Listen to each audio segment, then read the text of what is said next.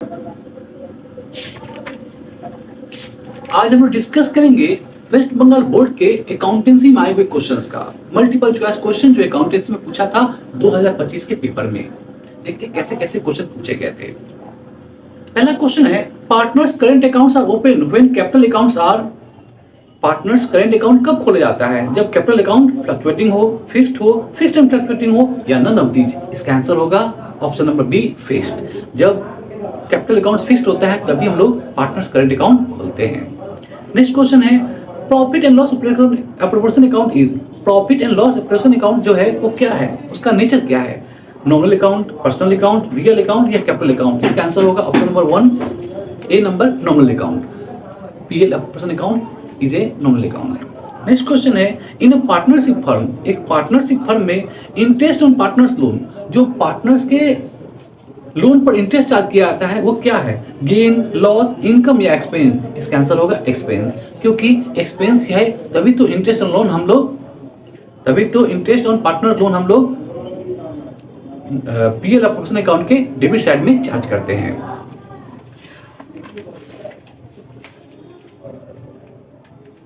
Next question है, average profit is 15,000। Average profit जो है वो 15,000 है। The value of goodwill based on 2 years purchase of super profit is 18,000।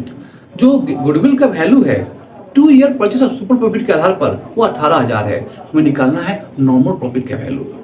हम लोग जानते हैं गुडविल इक्वल टू, यहाँ पर जैसे होगा goodwill equal to 2 into SP। क्यों? कि बोला है क्वेश्चन में गुडविल जो है वो सुपर प्रॉफिट का दुगुना है। तो गुडविल का जगह हम लिख देंगे 18,000 डिवाइडेड बाई 2 करेंगे तो 9,000 आ जाएगा। ये 9,000 हमारा सुपर प्रॉफिट का वैल्यू हो जाएगा। इस सुपर वैल्यू को हम लोग इक्वेशन में डालेंगे।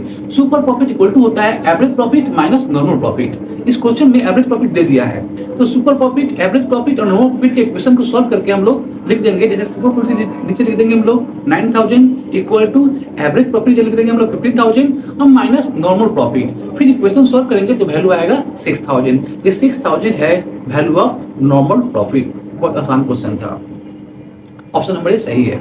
नेक्स्ट क्वेश्चन है, in the absence of partnership agreement, partnership agreement के अब्सेंट पर जो इंटरेस्ट ऑन पार्टनर्स कैपिटल होगा, पार्टनर्स के कैपिटल पर जो इंटरेस्ट होगा वो क्या होगा? 6%, 10%, 12% या नन ऑफ दीज? इसका आंसर होगा नन ऑफ दीज, क्योंकि एग्रीमेंट में यदि मेंशन नहीं किया हुआ है कि रेट क्या होगा पार्टनर्स कैपिटल के ऊपर इंटरेस्ट का, तो हम लोग इंटरेस्ट नहीं देंगे।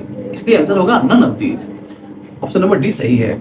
नेक्स्ट क्वेश्चन 6 नंबर है, PQR 3 पार्टनर है जो कि शेयर करते हैं प्रॉफिट लॉस 4-5-4 में। पी रिटायर कर गया बिजनेस से और उसका शेयर जो है अदर पार्टनर इक्वली ले लिया है, तो न्यू प्रोपोर्शनशिप क्या होगा? इसका ऑप्शन होगा 5:4। 5:4 जो आंसर है वो ए नंबर आंसर होगा। नेक्स्ट क्वेश्चन है 7 number, premium for goodwill paid by new partner.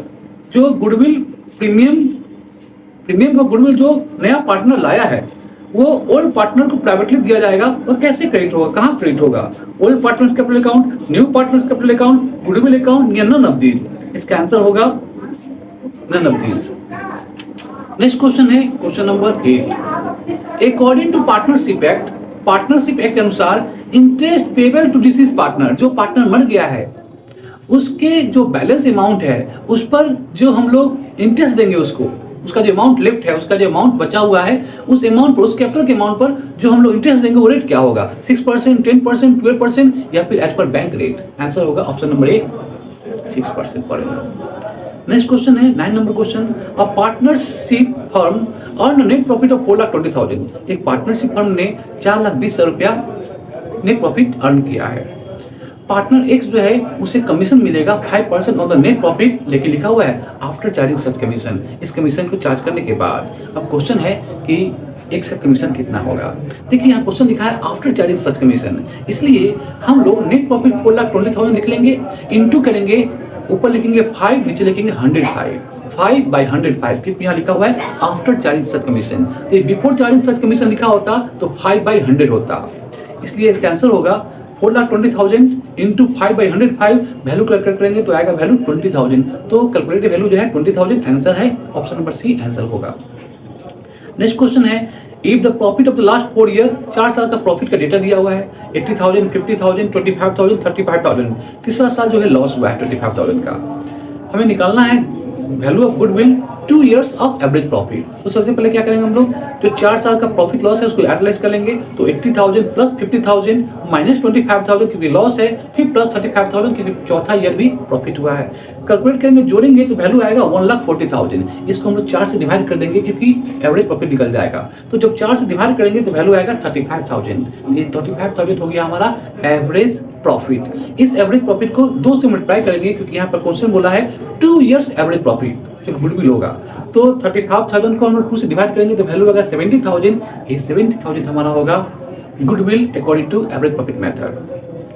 Next question है 11 number question, 11 number question, the minimum number of members in public company. एक पब्लिक कंपनी में मिनिमम नंबर सदस्यों की, members की कितनी होती है? 2, 5, 7 या 10? आंसर होगा 7। ऑप्शन नंबर सी सही है, 7 होगा। 7 is the minimum number of members in a public company. Next question है, फिर जब the following not part of capital structure of company. एक कंपनी के जो कैपिटल स्ट्रक्चर होता है उसका कौन सा पार्ट नहीं है? Share capital, debt capital, general reserve या वर्किंग कैपिटल? आंसर होगा option number D, working capital. Working capital किसी कंपनी के कैपिटल स्ट्रक्चर का पार्ट नहीं होती है, जबकि शेयर कैपिटल, डेट कैपिटल और जनरल रिजर्व होती है। इसलिए इसका आंसर होगा option number D, working capital. Next question है, the minimum subscription of public company should be. जो मिनिमम सब्सक्रिप्शन होना चाहिए एक पब्लिक लिमिटेड कंपनी का वो कितना होना चाहिए? 90% of issued capital, 50% of issued capital, 25% of issued capital या फिर 10% ऑफ इशूड कैपिटल? इसका आंसर होगा option number A, 90% of issued capital. Next question है question number 14, profit on reissue of forfeited shares. जो रीइश्यू करते हैं हम लोग प्रॉफिटेड शेयर को, उस पर जो हमें प्रॉफिट होता है वो कहाँ ट्रांसफर होता है? शेयर कैपिटल में, कैपिटल रिजर्व अकाउंट में, शेयर प्रॉफिटेड अकाउंट में या फिर सिक्योरिटी प्रीमियम अकाउंट में? इसका आंसर होगा option number B, capital reserve account में। जो हमारा प्रॉफिट होता है reissue of forfeited shares, forfeited share के रीइश्यू पर जो प्रॉफिट होता है वो कैपिटल रिजर्व अकाउंट में ट्रांसफर होता है। ये बहुत आसान क्वेश्चन था। चलते हैं नेक्स्ट क्वेश्चन में, if 10,000 equity share of ₹50 each are issued at a premium of 10%। यदि हम लोगों ने 10,000 इक्विटी शेयर, 50 रुपए इसका फेस वैल्यू है और 10% इसका प्रीमियम है, तो 50 के ऊपर 10% माने 5 रुपया, तो 50 और 5 55 रुपीज हो गए। ये 55 रुपीज को हम लोग मल्टीप्लाई कर देंगे 10,000 से तो पता चल जाएगा अमाउंट रिसीव कितना हुआ है हमारा शेयर कैपिटल में। आंसर होगा 10,000 to 55 इक्वल टू 5,50,000। तो ऑप्शन नंबर ए सही है, 5,50,000 जो होगा वो करेक्ट आंसर है, option number A. Next question है question number 16, according to company act 2013 की कंपनी एक्ट के अनुसार इंटरेस्ट जो है कॉल सिनेरियो पर कितना चार्ज किया जाता है? What is the rate of interest charge on call scenario according to the company act 2013? The options are 15%, 12%, 10% या 6%? आंसर होगा इस क्वेश्चन का 10% पर एनम। ऑप्शन नंबर सी सही है, 10% चार्ज की जाती है on the call scenario amount, company charge करती है।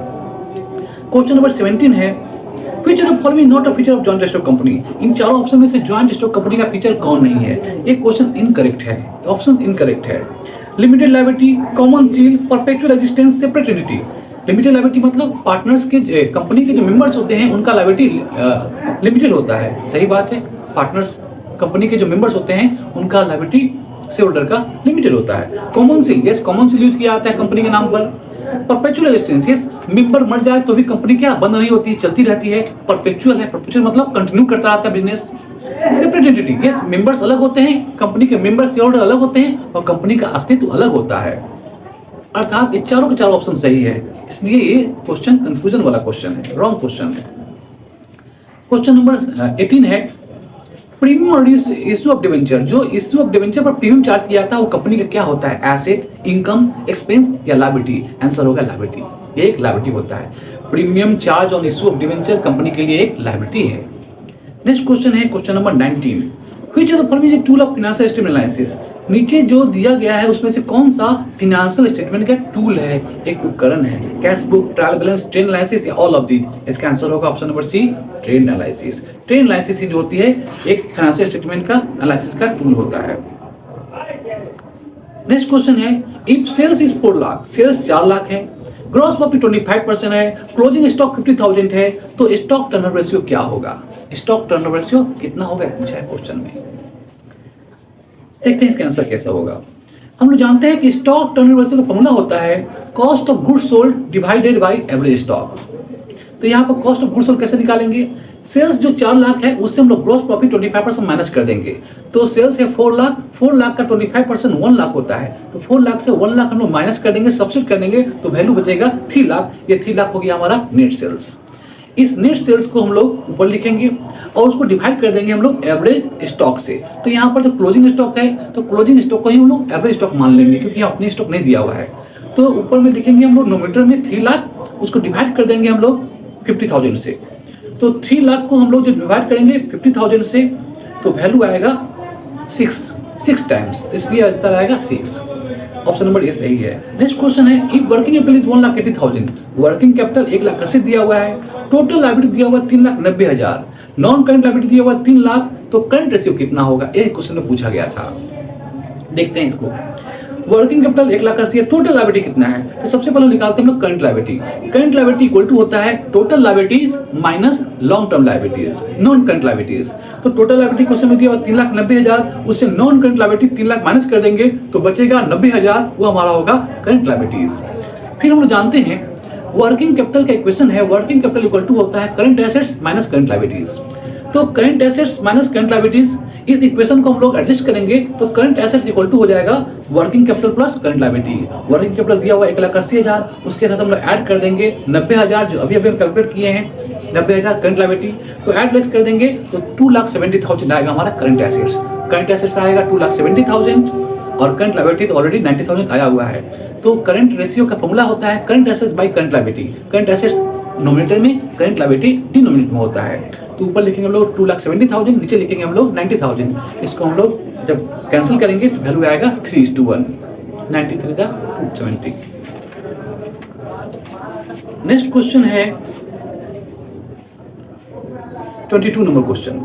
Average stock is 75,000, average stock 75,000 है, स्टॉक टर्नओवर 12 है, 12 दिया हुआ है और प्रॉफिट ऑन सेल दिया हुआ 20%। हमें कैलकुलेट करना है अमाउंट ऑफ प्रॉफिट। इस क्वेश्चन का आंसर होगा ऑप्शन नंबर बी 2,25,000। इसे हम लोग कैलकुलेट करेंगे किसी अलग क्लास में, क्योंकि ये थोड़ा सा लेंथी क्वेश्चन है।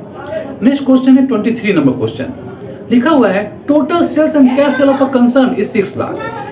एक कंपनी का टोटल सेल और कैश सेल 6 लाख दिया हुआ है और 6 लाख दिया टोटल सेल्स और कैश सेल दिया हुआ 40,000 रुपया। अमाउंट एवरेज डेटर इज 1,40,000, जो एवरेज डेटर का अमाउंट है वो है 1,40,000। डेटर टर्न रेशियो निकालना है हमें। क्या निकालना है? Debtor turnover ratio. ये कितना होगा ये निकालना है क्वेश्चन में। कैसे निकालेंगे? तो हम लोग जानते हैं डेटर टर्नओवर रेशियो का फॉर्मूला होता है credit sales divide by average debtor. Credit sale कैसे निकालेंगे? तो टोटल सेल्स 6 लाख से कैश सेल 40,000 माइनस कर देंगे तो आएगा 5,60,000। ये 5,60,000 हमारा हो गया क्रेडिट सेल्स। इस क्रेडिट सेल को नीचे से डिवाइड कर देंगे हम लोग एवरेज डेटर जो लिखा हुआ है 1,40,000। तो 5,60,000 को हम लोग जब डिवाइड करेंगे 1,40,000 से तो वैल्यू आएगा 4 टाइम्स होगा, आंसर होगा डेटर टर्नओवर रेशियो का आंसर होगा 4 टाइम्स। ऑप्शन नंबर सी सही है। लास्ट क्वेश्चन देखते हैं। लिखा हुआ अंडर व्हिच एक्टिविटी, किस एक्टिविटी के अंदर डिविडेंड पे 2 लाख, डिविडेंड जो पेमेंट किया गया 2 लाख, वो अकाउंटिंग स्टैंडर्ड 3 के अनुसार कौन सा एक्टिविटी कहलाएगा? Operating activity, investing activity, financing activity या नन ऑफ दीज? इस क्वेश्चन का आंसर होगा option number C financial activity. तो ये था मल्टीपल चॉइस क्वेश्चन जो एचएस में आया हुआ क्वेश्चन था वेस्ट बंगाल बोर्ड के 2025 में। ऐसे ही एजुकेशनल वीडियो हम बनाते रहते हैं। आपको कॉस्टिंग का, टैक्सेशन का, ऑडिट का, लॉ का, सारा का पेपर हम लोग ऐसे डिस्कस करेंगे। बिजनेस स्टडी का हमारे इस चैनल के साथ जुड़े रहे ताकि ऐसे ही एजुकेशनल वीडियो हम लोग लाते रहें। तब तक के लिए धन्यवाद, थैंक यू।